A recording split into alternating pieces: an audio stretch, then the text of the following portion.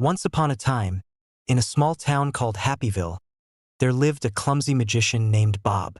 Bob had a magical hat that always caused trouble. Whenever he tried to pull a rabbit out of it, he would end up with a quacking duck or a squawking chicken instead. One day, Bob was scheduled to perform at the town's annual talent show. Excited and nervous, he stepped onto the stage with his trusty hat. As he prepared to do his famous rabbit trick, the audience held their breath in anticipation. Bob reached into his hat and pulled out a rubber chicken. The crowd burst into laughter, and Bob's face turned as red as a tomato.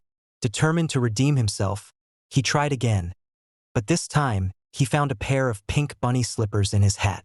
The audience roared with laughter, and Bob couldn't help but chuckle along with them.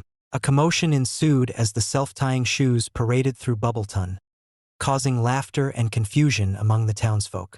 Children giggled, dogs barked, and even the birds chirped in amusement at the sight of the bumbling inventor being dragged by his mischievous invention. Despite the chaos, Professor Gizmo couldn't help but see the humor in the situation. He laughed heartily as he bounced and stumbled through the town, with his invention leading the way.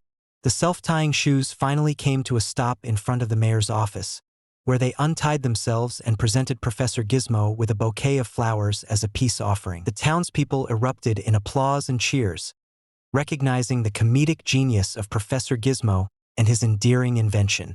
From that day on, Bubbleton embraced the self-tying shoelaces as a symbol of laughter and joy, and Professor Gizmo continued to delight the town with his hilarious creations and eccentric experiments.